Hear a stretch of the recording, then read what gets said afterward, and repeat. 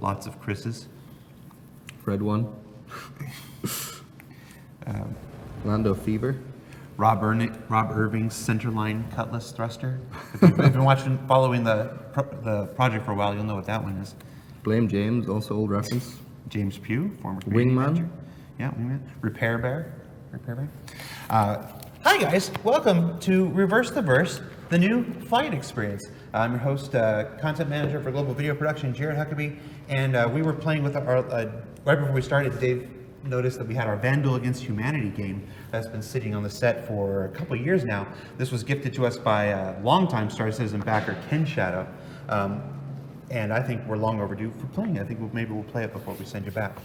Dave, you are the gameplay programmer. You are one of the gameplay programmers that have been working on what we've been billing since CitizenCon as the new flight experience. Yep.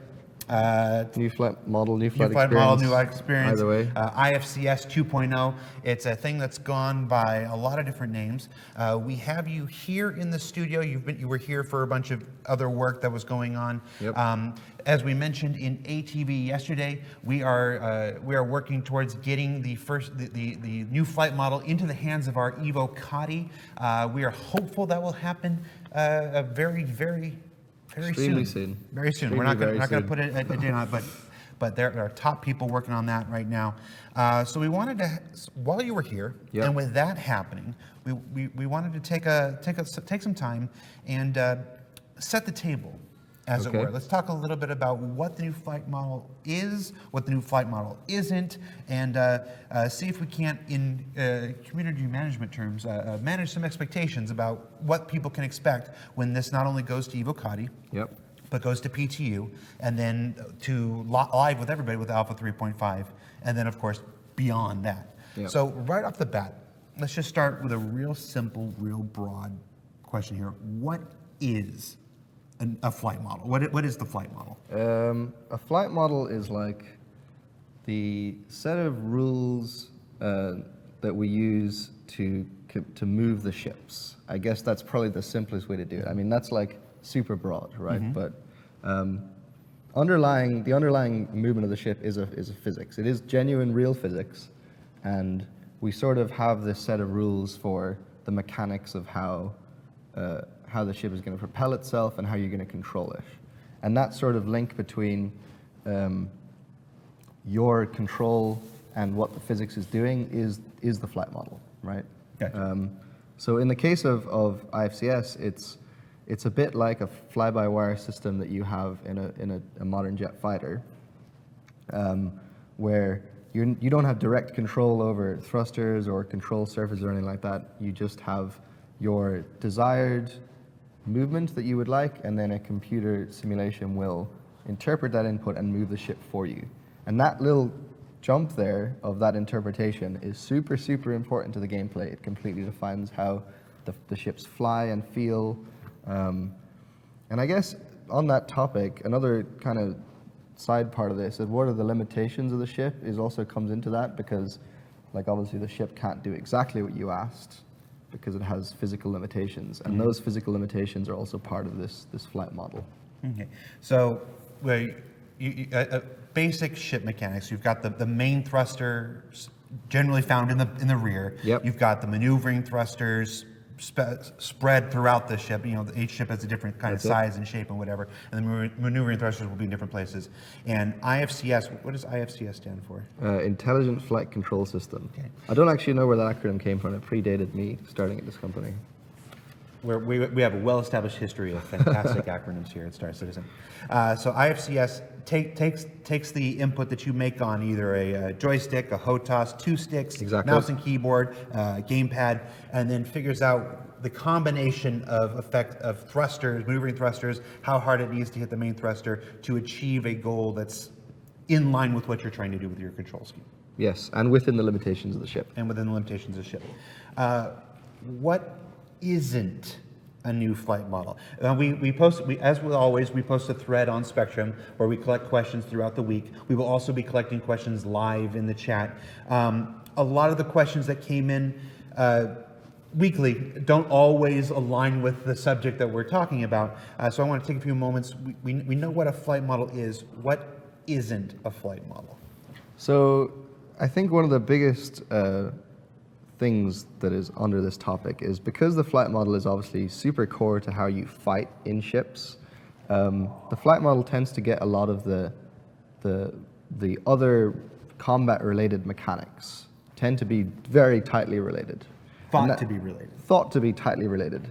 But the flight model is purely just moving the ship. So things like the gunnery, the weapon balance, the shield balance, Armor. all of that stuff, that is not the flight model. Gotcha. That So- is something else. So game balance, as it were, whether this ship can beat this ship, whether this ship, is more maneuverable than some other ship, that's not flight model.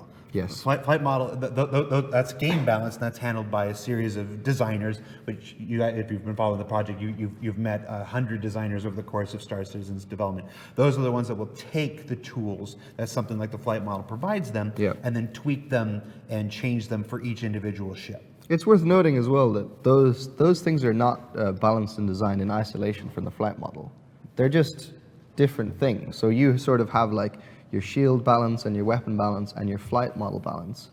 And the combination of all three of those goes into the balance of combat. Okay.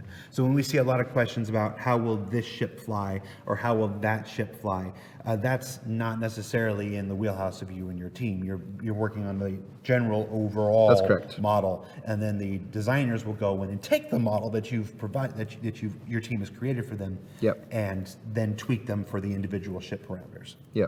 Gotcha. Now I want to give the idea that how much of a collaboration this is. Like obviously to get the best result out of the flight model, I work with designers really, really closely. And I sometimes work with the other ship balance tasks just so that we can kind of make sure that everyone's on the same page and we're all working toward the larger goal that is the game. Right. It can sometimes appear, because we have a team of over 500 developers around the world, even though I'm very proud that we show more developers on our weekly programming than any game studio out there in the world, we still don't show all of them. We barely show a fraction of them. Yep. So sometimes the perception can come that you're the only person working on the flight model. Yep. It's like this is just you, right? This is all you. Nobody else is helping you. And if anybody has any problems with it, they can send their letters to Dave Colson, care of, no? I'm afraid, Jared, that's not how this works. I am probably, you would describe me as the technical owner, technical lead of the flight model, but other people work on it, and obviously I'm not the primary designer either. So yeah, you can send me your complaints about weapon balance, but I don't program weapons, so I can't do anything about that. I need to give it to someone else. Yeah, we mentioned that because what happens quite often when we have somebody on RTV or ATV or whatever is people will sometimes think that they're the only person responsible for that work when they're just the spokesperson that's been volunteered to Sure. speak on that behalf, and their Spectrum inboxes tend to fill up. And anyway, so we are taking questions. We've taken questions from two places. One, we've got the thread that's been up all week. We'll take questions from there. And of course, you can submit your questions live right now if you're watching on one of two places, either Twitch or on Spectrum in the general chat. Please preface your question with the word question in capital letters surrounded by brackets. And our special guest question moderator, Toast, today will pull your questions and he'll send them on to me like this. So right off the bat, let's start with the most voted up question from the thread. Every once in a while, I'm pretty good at predicting the kind of questions that'll come in, and every once in a while, there's one that comes up to the front that I'm like, really, that's the one that was voted up? this. The most voted up question says, will physiological G limits affect players in multi-crew ships who are not in the pilot seats? Now, most famously, you can be flying a constellation, doing a lot of hardcore maneuvers, and the pilot will risk a red out or a blackout. But a person who is standing 3 feet behind them is just chilling. It's okay. So, are we seeing any changes to that in the new flight model? Does that fall under the new flight model? Sort of, but in this case, no, we're not going to see any changes to this because it's In 3.5. In 3.5, we're not going to see any changes to this. It's really, really difficult, and there's actually two parts to this, right? Because there are multiple seats in ships, and as far as I'm aware, other seats can feel the G limits, but there's been some bugs. Like for example, if you're in a turret of a ship and you rotate the turret 180 degrees, you will get G limits in the opposite direction, or G effects in the opposite direction to what you're actually facing. So that's obviously an issue that we need to solve, and we will. But obviously, people walking around inside the physics grid of the ship is a separate issue, and that's really hard. Not in terms of like physics or anything, like it's easy to just apply a force to a character. The issue is that you have to animate the character to react to that, and that's what's really, really hard. And not only that, but we could say do that, and maybe we have like the players animate, so they're like doing this sort of thing. But then it's just annoying. Like if you're inside a cutlass, the cutlass can maneuver quite hard. And you're trying to go about your life inside the back of the cutlass, and you're just getting thrown around constantly. It's just impractical. We talk a lot about how we want multi-crew gameplay to be akin to something like Star Trek or Star Wars, where folks are running through the interiors of a ship to replace a component or whatnot. And if there's too much shake, if there's too much being thrown against the walls, or what, then the players inside won't be able to accomplish their goals.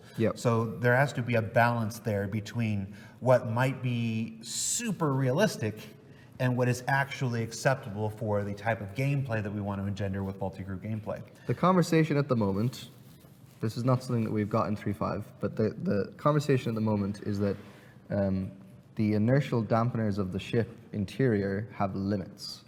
And so, for the most part, in usual maneuvers, you won't feel anything.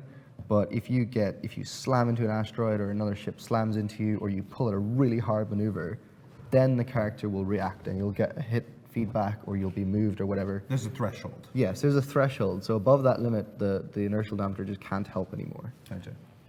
It sounds like a way to kind of have our cake and eat it too. I hope so, but obviously this is like, it's a difficult compromise to make. Yeah. And of course, not something that's coming online with 3.5 in the flight model as it is now. All right, second question from the thread, and then we got the live questions coming in here now. Will fighters have the acceleration to rotation rate ratio necessary to maintain an angular advantage against one another, thereby enabling positional combat? So, and forgive me if I'm misunderstanding that. So basically what they're talking about is you've got a ship here, and then you've got another ship. They want to know whether this ship can position just out of their firing range, and as they're turning, if they can keep their position and basically stay out of gun-to-gun range. Exactly. Okay. Yeah. So yeah, that is what is being talked about here, and this is a really difficult balance because we have reduced the rotation velocities of ships in 3.5. But we've also reduced the accelerations of the ship, and that is sort of bringing that ratio down and not really changing, or bringing the two numbers down and not really changing the ratio that much. So it depends on the ship. Like we've obviously got some variation between the ships, but for the most part, the ratio has gone up a little bit, so that distance is a little bit further away, but it's not a huge amount further away than it was previously, and it's just purely because to get that ratio, or to get that distance that you need to be able to do that, if we were to get that above 100 meters, we would need rotation rates that are quite a lot slower than we're comfortable with, right? So what we're going to try and do is we're going to have larger fighters that have these slower rotational velocities, and in that case we can do that. And so the smaller, lighter ships can probably do this sort of thing, or at least they will be able to track targets that are following them, and certain ships won't be. So it sounds like it'll be a case-by-case basis, depending on what the situation is. Ship A and Ship A. Some will be able to maintain that advantage, and others may not. Yeah, this is something that is super. It's super top of our priority when we go to Evocati and test this out. This is what it's like in the current iteration that we're going to put out in Evocati, and we are 100% up for changing this and shooting this in the next month or so. Yeah, that's one of the advantages of having something like, not just the Evocati. We throw the word Evocati around a lot of times, but anybody who joins in the PTU and helps us test these things, for all the QA people that we have, and we're going to meet one here in just a little bit, we can't match the sheer numbers and the sheer scope, and sometimes the capabilities of a lot of our players. So being able to have this in their hands with the upcoming Evocati build and PTU will shine, hopefully, and it has in the past, shine a lot of lights in a lot of areas that we maybe haven't seen before, and allow us to tweak this. So whatever the version that you get, today or tomorrow or soon, won't be the final version. May not be the final version. We will take your feedback. We will tweak. We will twerk and all that good stuff. I just said tweak and twerk, didn't I? That's okay. Roll with it. All right. With Hurston, ArcCorp and all the planets and their moons have vastly different atmospheric densities. Will the new flight model take that into account, as well as the difference in density at ground level versus the edge of space? Now, I like this question. This is probably my favorite one that came in from the thing, from the list here. So basically, the simple answer is 100% yes. It's really, really cool. I'm really happy with it. We have taken some compromises with respect to realism, because the way atmospheres scale off as you go higher is actually quite complicated. And so at the moment, we have an exponential decrease in atmospheric density as you go up, which is somewhat realistic, but it's not realistic because of all sorts of weird physics things. And so as you fly lower, I think the easiest way to see this is if you take a really aerodynamic ship like the Gladius and you make a tight turn low in the atmosphere, you will get some really strong lift forces such that you can black out really, really quickly. And then if you fly a little bit higher in the atmosphere, that eases off, and you can turn harder and use your thrusters a little bit more and not black out as much because there's not as much air. And then as you get right to the edge of the atmosphere, it scales into what is effectively spaceflight in a nice, smooth kind of transition. It's really, really cool. I'm really pleased with it. Well, hopefully we'll get to see a little bit of that here in the side. Now, we've got some questions coming in from the chat here. How does the new flight model implement Afterburner and Boost? So Afterburner and Boost have been sort of combined. What we did previously call Afterburner, which was this thing where you press shift, and if you're going in a straight line, you would accelerate past your top speed and you would go into like cruise speeds. Mm-hmm. That's gone. What was Boost is now called Afterburner, and it is also the same thing as overpowering your thrusters, right? So, we talked a little bit about this at CitizenCon, is we're going to effectively pump more power into these ion thrusters, which will cause them to ionize more gas, and you'll get more thrust out of it. It is pretty much exactly as it was in Boost previously. It's an afterburn, kind of, I guess, not really like a gas engine afterburner, but you get more acceleration is the point. And we've also kind of tuned the heat systems of thrusters so that there's a limit on this. So if you continue to hold down afterburner, you'll get a warning on your UI saying thrusters are starting to overheat and your ship will start to get a bit more sluggish.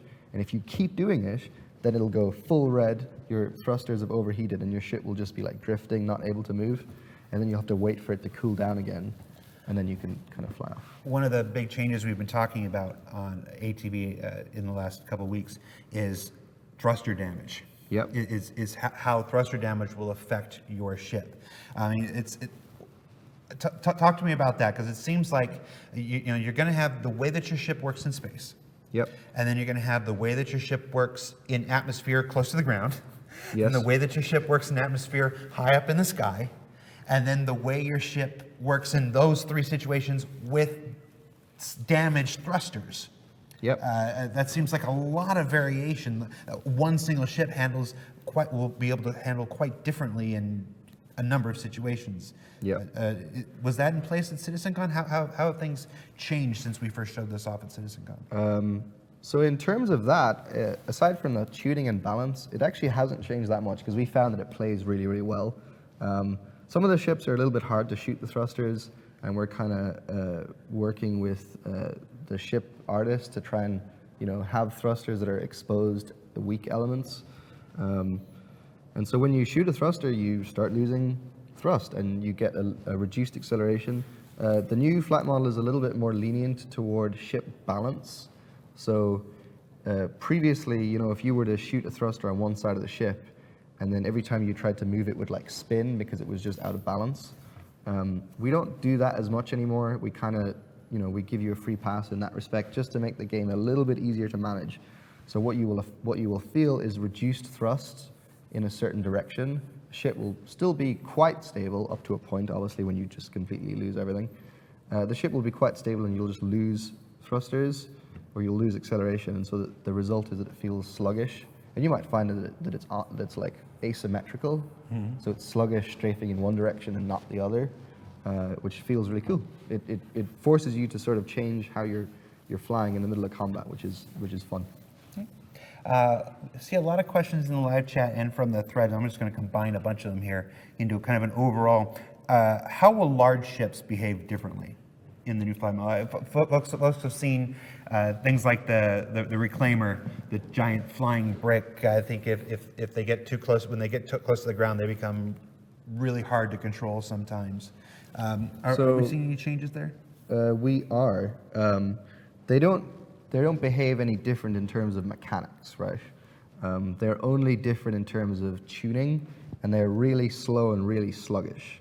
And some of the really big ones are actually have so little thrust that they are impractical for atmospheric flight, which is kind of what we originally wanted. Like if you have something as big as the Bengal, you can't come into the atmosphere.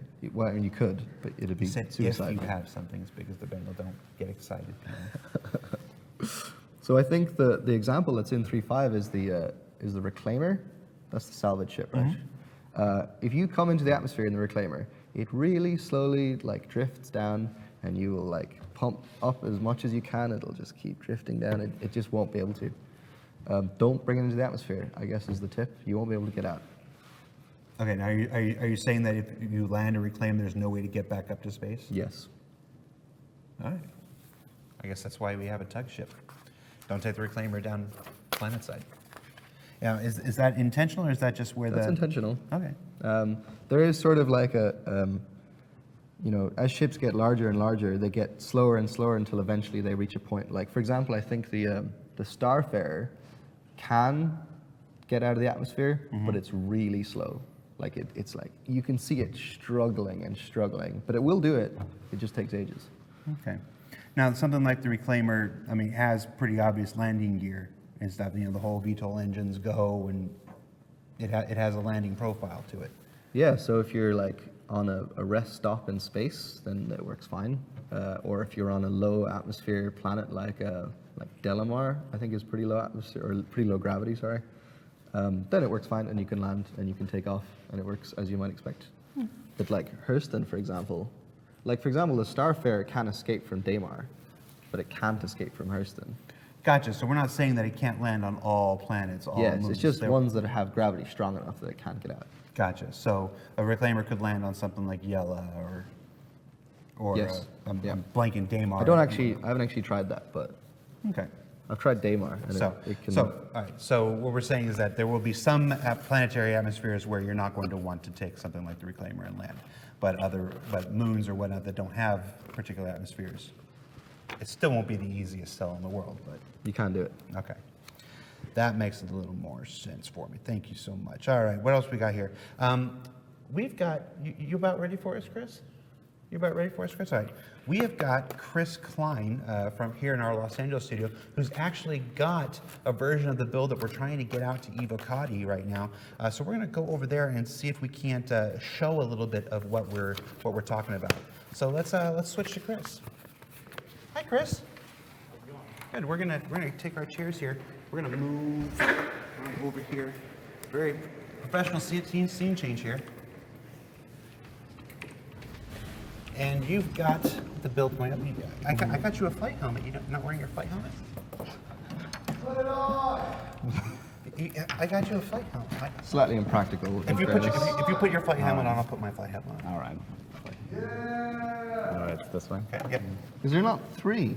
This is a bit unbalanced. There. Oh no, yours is down there on the floor. Yours is down there. Oh, I see. Your flight helmet's down there on the floor. There we go. This doesn't really feel like a flight helmet, I'll be honest. All right, you can take it off then. All right, you can take yours off too. Okay. I just wanted to see Great. it. Yeah. I just wanted to see it. The UI contrast. All right, so we are flying in a Gladius. Correct. Yeah. All right. So, David, take us through some of this. What are some of the first things we're going to notice here? So the first thing you'll notice is that the throttle HUD here is different from what it is at CitizenCon. We've actually reevaluated the way the throttle worked since CitizenCon, and we have a new method, which I'm actually really excited about. So now, instead of how it used to be, WNS, or your default forward and back, is actually forward strafe, which I know a lot of people used to previously bind to forward and back. So when Christopher is pressing W, he is actually strafing forward, and if he lets go of W, he will actually slow back down to 0. So you might wonder then, how do I like cruise at a certain speed? Well, if you press the cruise control button, you'll see that little arrow pop up on the HUD, and it will auto thrust to whatever that speed limit is that you have set. And I know there is actually a question I've seen on the thread. Yeah, I was just about to ask if there's going to be like a true speed indicator that'll show your actual velocity. So this HUD is now your true speed indicator. If you strafe left and right, it is telling you your velocity in any direction that you're going. And furthermore, as a result, I think there's another question there, you can actually change that speed limit. So Christopher, if you move your scroll wheel up and down, you can actually change that speed limit up and down. And so the ship will try, in the moment, because you're strafing, it is actually struggling to get itself back to the speed limit. I fly recklessly. But yeah, you can actually change the speed limit now, which is a pretty big change. I know a lot of people have asked for that. And so you can kind of set it where you want. You also notice that it goes red. When it goes red, it means you're above the combat maneuvering speed, which is the like recommended maneuvering speed for combat. Now, we've had different flight modes before, pre-SCM, Super Cruise. Yep. Do those still They're exist? gone. So if you wanted pre-mode, if you want to like come in and land or whatever, you can reduce the speed limit to like actually as low as you want. You can go down to 0. If you want to make a nice, really soft landing, you can set the speed limit to like 1, and then the ship will really slowly move down and land. Or you can set the limit up to 1200 and fly at what used to be cruise. Now, this is a good time to remind everybody that this is about the earliest we've shown a build for anything in a long time. So I say that as a hedge against this crashing or wherever. This is what we're working on getting out to our Evocati test flight in the very near future. Let's talk about rotational velocities. You said earlier that that we're slowing things down. We are slowing things down. Talk to me about rotational velocities, why we're slowing down combat in general. Because we've made changes to this in the past. We've sped it up, we've slowed it down, we've sped it up again. There's an interesting balance here, because the combat that we have is still pretty fast-paced compared to other space games. But it was previously, like, accelerations were so fast that it was almost too difficult. And like, for example, when you were trying to aim, it was almost impossible to get a target on someone because they could just like do this, and it really struggled. So by lowering the accelerations down, we've sort of made that a bit easier. And then the rotational velocities have also come down to try and sort of get the better rotational to acceleration ratio that is a little bit higher. So in certain larger fighters, you won't be able to track targets that are moving too close to you and too fast. Yeah, and I think that was pretty much the goal, right? We don't want this to be like, if you have rotational velocities that are super high and you have rotational accelerations that are super high, it feels like an FPS shooter, and that's not what we want. We want you to feel like there's some mass and you kind of need to swing the nose around and stuff. It just makes the combat require a little bit more foresight and a little bit more planning and tactical thinking rather than like twitch shooting. Gotcha. All right. So you're going to take us down into atmosphere so we can see some of these atmosphere flight behaviors that we were talking about. A question in the live chat, we already answered if cruise speed will still exist. One of the things that people see in atmospheric flight in the game now is the, for lack of a better term, like the hover balloon. The ships seem to just kind of hover and float sometimes in atmosphere, much in the same way they do in space. They have. Are we going to see? Is that changing with 3.5? That is not changing with 3.5.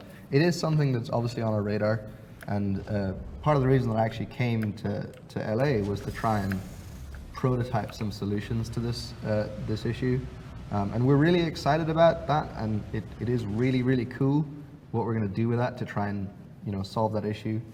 But we're not quite ready to share We're that not just yet. ready yet. It will come in 3.6 presumably. It's a good reminder that the new flight experience coming in Alpha 3.5 is not the end of the road. It is yet the next step in our continuing evolution of flight mechanics for Star Citizen. I hope it's a lot closer to what we eventually want. Well, the feedback at CitizenCon was pretty good. I was obviously very busy at CitizenCon, but from the folks who found me and the anecdotal response that I could hear, folks seem to be pretty happy with it. Is there anything I'm just- fancy you want me to do? Now I know there are some changes to hover as well. This is true. Is There are it- changes to hover. Talk to me about how things like the Dragonfly or the Nox are going to change with 3.5. So we have completely redesigned the actual hover system, and so it feels really, really different now. Now we did do an ATV a month or two ago about this, and I think it probably didn't show it off as well as I would hope. But hopefully we can kind of give you an idea of what it's like to play here, and then shortly in the Avocado you'll actually be able to try it for yourself, and you'll understand how different it really does feel. Okay. Somebody in chat is asking if there's like an actual VTOL mode. We've taken pre and SCM and Super Cruise out.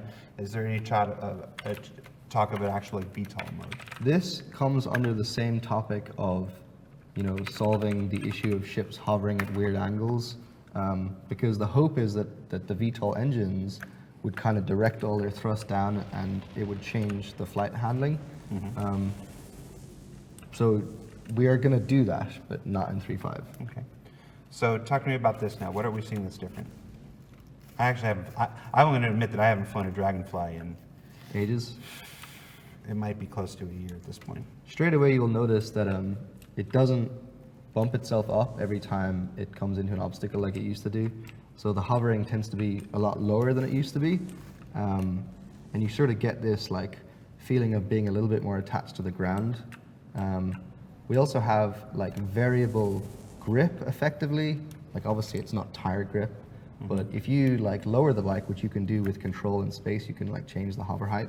If you lower the bike, you actually get more lateral turning grip, so you can do tighter turns if you're lower, and then you press space and you'll kind of hover a bit higher, which is safer, and you can travel without bumping into things, but you also can't turn as tightly when you're hovering a bit higher. Gotcha.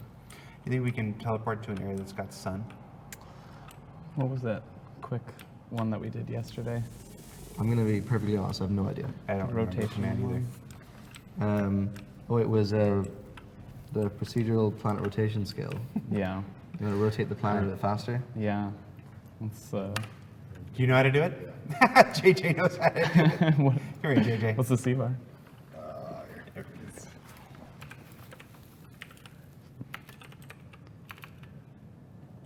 I assume this cheat is not available to players. No, That this would cheat be is not kind of an available to issue. players. Oh, you want that planet rotation scale, yeah. Just set it to Scale, 2. Yeah. Or Two. you just put it to anything and it'll just change it to, guess it's not. speed. Yeah. Are you sure? Because that's set to 0. I think this is the one you could just change around and it'll just change the time of day. No? Nope. Just set the scale to 2. I think that was what we tried yesterday. Yeah. Scale 2. I don't like this keyboard. Oh my Okay, god. let him I do it. can't We know do what the command is now. He can do it. All right. So back to the questions while he figures Nope, that out. doesn't work. All right. Well, projectile impact. It might have been because we're playing in an Evocado. It might be. Oh, it's probably blocked, yeah. Will projectile impacts be felt in the flight behavior? Yes. If you, for example, well, first of all, the ship can be knocked, which I think it was able to do that previously. So if you get hit by a missile or whatever, the ship will kind of shake and be knocked around. Maybe it'll start spinning, whatever, then it'll recover and you can go on. But on top of that, the damage that we mentioned earlier is also, coming into this. So if you get bumped by a missile at the back of your Gladius and it destroys the thruster, you will feel that straight away. The ship will feel more sluggish. Maybe it won't be able to, strafe if you go to one side or whatever. And so that is probably the sort of secondary effect that you'll feel out of bumping a ship with a missile or whatever. I'm sorry, JJ was distracting me. Yeah, do you have another question then? Oh, I think yeah. I'm satisfied with that one. Okay. Has there been any discussions about, okay, here's a question about ESP. One of the things that I've noticed sometimes, watching streams and whatnot, is that when you have a ship targeted, ESP will sometimes pull you a little closer to that ship than maybe sometimes you want. I think famously, Tyler was playing once where he was trying to do a flyby of somebody and he had that person targeted so he could see where they were. He was just trying to like skim the surface next to them, and the ESP pulled his ship a little too close to him and he ended up colliding instead. Talk to me about ESP. Any changes to ESP in 3.5? So ESP has been weakened generally, so that effect is not as apparent as it once was. Although I think what we kind of want to do with ESP, which won't be in the first Evocati, but it is a super high priority and it'll be done it'll be out in the next version, is having a little bit more nuance to the control of ESP. So for example, if you try and pull off the target, ESP will know straight away, oh, he actually doesn't want to target this person, and it'll just back off. Or likewise, if you're not putting any inputs at all, then it will not do anything because it knows that you're not trying to aim right now. All right. Well, that will make attempts to fly by people. It's cool for things like formation flying. You know, when people target the leader and then they fly by, and ESP helps with formations and stuff. I think it's a little bit too annoying when you're aiming though. This is our priority, right? Is combat. Gotcha. Let's see what else we got here. With the overhaul on Gravlev, will you be able to make planetfall in one from low orbit? In Gravlev? Yeah, I guess they're saying, can you take a Dragonfly from space and take it down to the surface? You can, but you'd be an idiot because you'll hit the ground and you'll blow up. There's no more like previously. Gravlev used to thrust from quite a height to soften you, but now Gravlevs don't work unless you're quite close to the ground. And so you'll fall at full speed until you hit the ground and there'll be a big explosion. You can try it if you want, but you're probably going to die. Certain people will try. Now you've switched to a Hammerhead, obviously. Why are we in a Hammerhead now? This is a really good example of how the bigger ships work. If you try and turn, you'll see straight away that it's so much slower than the Gladius. It also is not nearly as aerodynamic. So it's not getting so many of the sort of lift forces that you get with aerodynamic ships. And so it's sluggish and it's kind of difficult to control. This ship actually has enough thrust to hold itself up in the atmosphere, so you can escape. But yeah, it's just really, really slow. It's slow and sluggish, and you have to kind of think quite far ahead before committing to moves because, Gotcha. Let's you go might ahead and bump into stuff. let's go ahead and jump back into the Gladius then, so we can see it. It was obviously when we came down. Unfortunately, the planet was on the dark side of the moon. We weren't able to see a whole lot. The gamma on your monitor is up higher than the raw input into the stream, and it looked pretty dark on the stream. So let's see if we can get that back. Back to the other questions. Will we be able to glide and rotate in atmosphere with no power to the engines? You can do that. Christopher can actually show it. The issue is more that a lot of the ships are, they're like jet fighters. Like if you cut the engine in a Eurofighter in real life, it'll glide, but it's gonna fall quite quickly and you don't really have that much time to do anything about it. So if you get up to speed and then you just cut the power, the ship will glide, but it will start. You can see my hand, right? You'll sort of end up crashing because there's just, oh, you're gonna cut the power? There you go. Ship glides. It will do this for quite a while and then it'll, Oh, what have you done? it's a bug. Oh, Yep. Expert pilot. yeah, it works. You just don't have that much control and you will eventually crash. I guess one of the most common questions about Star Citizen is why do all the spaceships have wings? Now Here's the answer. now we see why. Yeah. All right, what is it? Does the flight model take into account distance from the surface to reduce the effect of gravity? Oh, we actually talked about this. It does. The flight model is different closer to the ground than it Yes, is up yeah, in it the is. sky. Yeah, we talked about that earlier. So we just mentioned the wings. One of the questions in the chat says, will the ship physical profile actually affect atmospheric flight? Like famously, I can think of right off the top of the head, the Herald doesn't have much in the way of wings. If we did this maneuver in the Herald, would we fall to the ground faster than Yes. we would in the Gladius? Absolutely. We do simulate what are called lifting bodies. So surfaces that have the sort of geometry to support lift, but are not necessarily wings, can generate some lift, but not very much. And you will kind of feel that difference. So the Gladius can obviously glide a lot further than something like the Aurora. Right. We have a thing. I'm trying to remember what it's called right now. We used to have like an Scm limiter and an acceleration limiter. Are we going to be able to control those? Yep. So we mentioned that previously. The Scm limiter is the left bar that is moving up and down there. Okay. That is controlled by the scroll wheel now. At the CitizenCon presentation, we had the acceleration strength, or the acceleration magnitude was controlled by the scroll wheel. We've actually removed that because we found that it just wasn't that useful.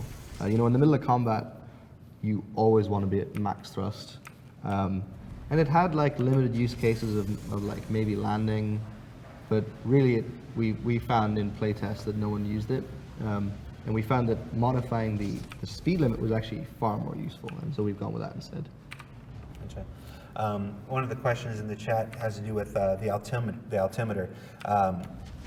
I think right now the altimeter is set to sea level and not the actual ground level that's beneath you. Has there been any discussion about an actual altimeter from the ground that's below you versus an altimeter that's just at the hard sea level?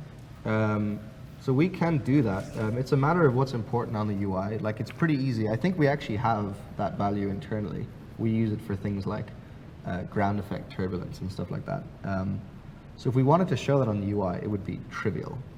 But it's a matter of, is this important information that, like, we don't really want to clutter the UI. And it becomes this question of, is this useful information that is worth taking space on the UI for? And right now, I don't think it is. But I'm open to discussions on that. And, in future iterations, maybe we'll revisit that.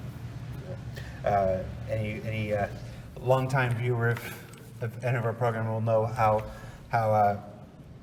important UI is to every single aspect of Star Citizen. UI is probably the one department that touches everybody's work. So you can go to Spectrum and you can let us know if a relative ground altimeter is something you'd like as opposed to a sea level altimeter.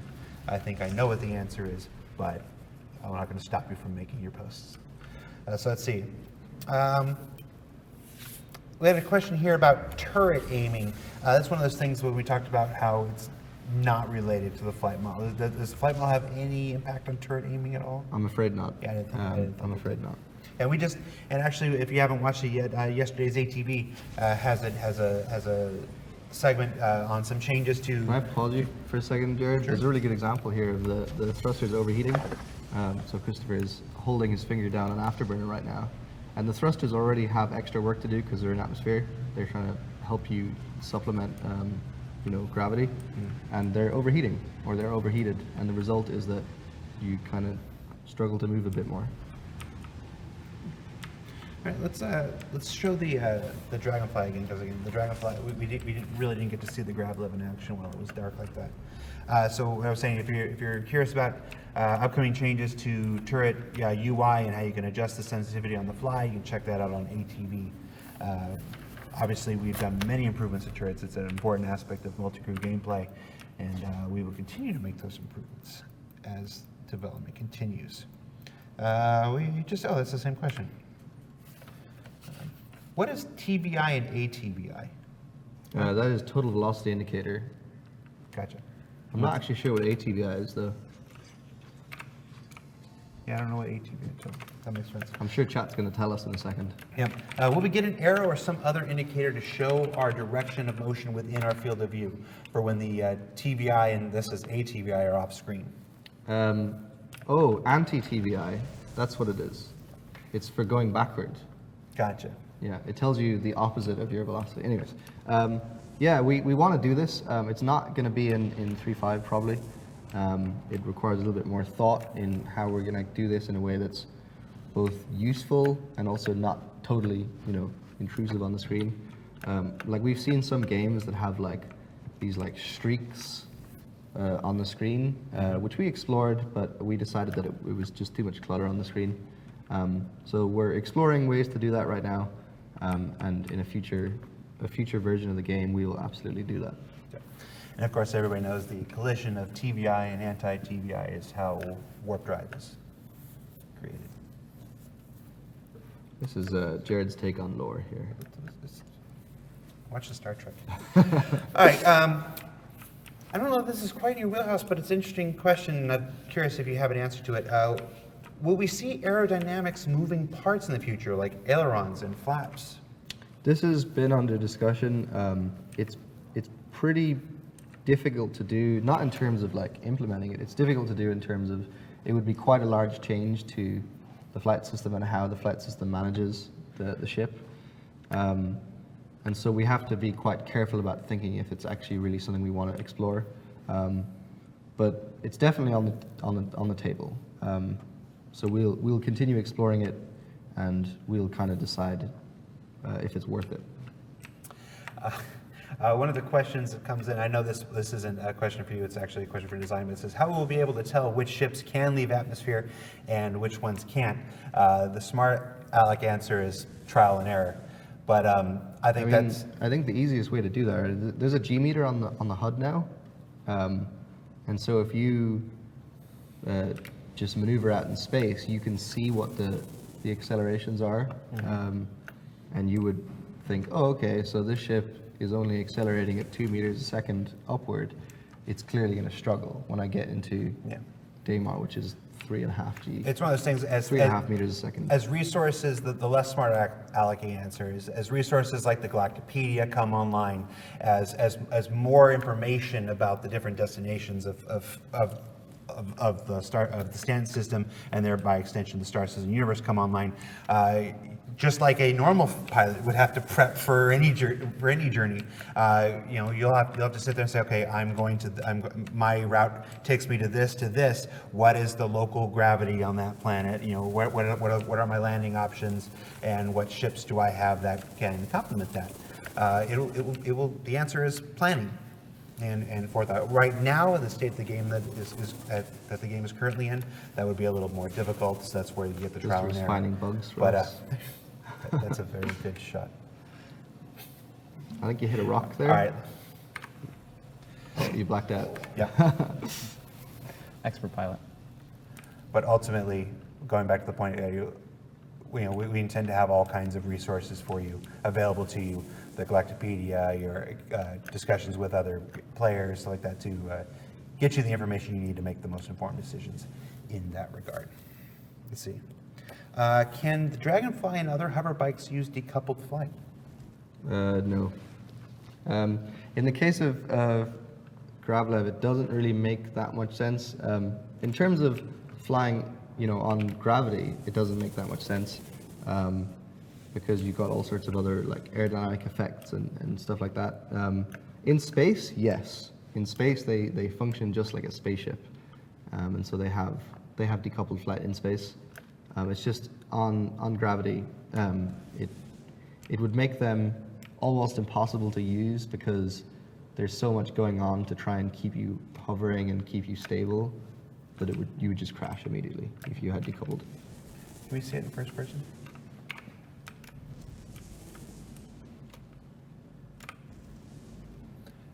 At least to me, and admittedly I'm no expert on this, but it looks like it's taking the rocks better than it used to. Yeah, it really hugs the ground, and so there's this tight balance between, do we want it to like hug the ground and be really tight, or do we want it to go a little bit higher and be kind of lenient so you don't bump into rocks. Like, as you can see, what happens when you bump into a rock sometimes is not entirely desirable. So there's a really difficult balance between, like, you know, getting really close to the ground and also just being practical and fun. There was a point where you hit every single rock. Yeah. And it was just not fun because you couldn't move anywhere. Does the new flight model include any changes to ground vehicles, things like the Ursa or the Cyclone? I'm afraid not. That will be for future patches. Okay. Let's see, what else do we have here? So again, you're watching Gameplay Programmer David Colson, and what is your actual title, Chris? I don't know what your title is. I'm just a tester. Just nobody is just a tester. We can't do this without our QA testers. Vehicle features. I work with vehicle features team, and I test and break their stuff so they can fix it again and then make it good for y'all. This is true. Programmers don't test nearly enough. This is a thing I've noticed. Gotcha. So let's go back to some space questions here. We mentioned that, you know, the hover bikes don't actually do decoupled. Has there been any changes to decoupled mode in general that we want players to know about? Not in terms of like gameplay mechanics. It functions like it did, except we fixed loads of bugs with it. Like there was an issue where when you were in decoupled and you came back into coupled, it would convert your decoupled speed into your coupled throttle. Let's go ahead and switch back to the Gladius. Doesn't do that anymore. Lots of issues with swapping between the two modes, causing the ship to like nullify your inputs, or there was just a lot of issues with it that it wasn't a very clean, nice experience. And so we've just cleaned it up and tried to make it. We've also got another option in the settings, which is not on by default, but if you want it, you can turn it on. It will make decoupled be a hold action. So you press down the button and hold, and it'll be decoupled. And then when you let go, decoupled will disengage again, which is an interesting way to fly differently. So that option is there now if you want it. I'm trying to think of the application of that. What are you? I'd like You've to. flown a spaceship before, right? That's why you're here. Yeah, but I fly. That was actually a really cool thing that he just did there that shows off the atmospheric flight. He decoupled and then pulled down, I think, and he had the full force of the air hitting his ship, which resulted in a super, super strong hit of G's, and he read it out. Let's see. Is there a hard speed limit to these things, or is it different for all the ships? It's different for all of the ships, and this is mostly for gameplay balance, because say for example you have like an interceptor ship that's designed to catch up with other ships. It obviously needs to have a higher speed limit so that it can catch up to things, and we kind of justify this as certain ships are better at coping with higher speeds and are better able to control their accelerations at higher speeds, and so they get higher speeds. Seen a couple questions about banking turns. We all know that Star Wars combat famously has the banking, even though in space there's no atmosphere or whatnot. Is it possible to do banking turns in 3.5? It is actually preferable, like what is happening right now in atmosphere. You can turn harder like this than you can. If you just yaw for a second, you'll see straight away. Can you like rotate with your mouse yaw? You'll see that the ship kind of gets pulled back into the air, and you can't turn nearly as tight as you were if you were to roll and turn. Yeah. In space, it kind of depends on the acceleration balance of the ship. So ships that have stronger downward accelerations will be able to turn tighter if they roll, and other ships may not have that capability. We are almost at a time here. Does hover work any differently over water than it does over land in 3.5? I don't think so. I think it just hovers over as it would over land. There's just no obstacles. Okay. How about collisions? Are collisions handled any differently in 3.5? Ship collisions, ship on ship and say ship on asteroid collisions have a dampener purely for gameplay purposes, because otherwise the ships just spin uncontrollably. And so we try and nullify situations where the ship would just be spinning out of control. Like that was a bug that we saw previously that needs to be addressed on that topic. And then in terms of the actual like collision resolution, I know we have some bugs, like sometimes you'll crash into the planet and you just bounce. Yeah, you just bounce. Those are just bugs. We need to just fix those. All right. Well, I'm getting this in that you have a meeting to go to, so we're going to wrap this up. We're here at time anyway. Before we let you go, is there anything, any final words, any final thoughts you want to leave the community with before this actually makes it into their hands in the very, very near future? Not a huge amount. I'm hoping that we sort of get a lot of feedback and can nail down this experience over the next month. That's my biggest hope right now. Like we put a lot of work into testing this and making sure this is as good as it can possibly be when we actually go to Evocati. But you know, I don't think we're done with this, right? We can sort of keep working on it and make it even better with the feedback that we get from players, and that's what I'm hoping for. Well, that would be the quintessential Star Citizen development experience right there. All right, so for Reverse the Verse, that's it. That's our show. Remember, Evocati members, keep an eye on your emails. We are working to get that into your hands very, very soon. So keep an eye out on that. And then, of course, it'll go from there. It'll go to PTU and then everybody else, and then we'll add all the other 3.5 features. Remember, as we stated in ATV yesterday, this first Evocati build will just be the game that you know with the new flight model. So you won't have ArcCorp or the character creator or any of the other awesome features that are coming online with 3.5. Those will be added in over the course of the next month. For Reverse the Verse, this is Chris Klein, your first Reverse the Verse. Thank you so much. You're like, I'll do it if I don't have to talk. And I'm like, I got you. Gameplay programmer David Colson. I'm Jared Huckabee. We'll see you next week, everybody.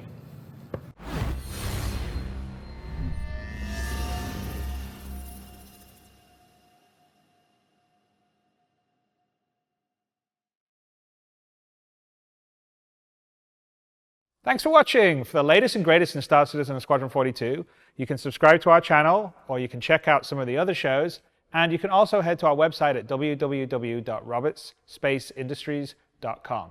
Thank you very much for watching.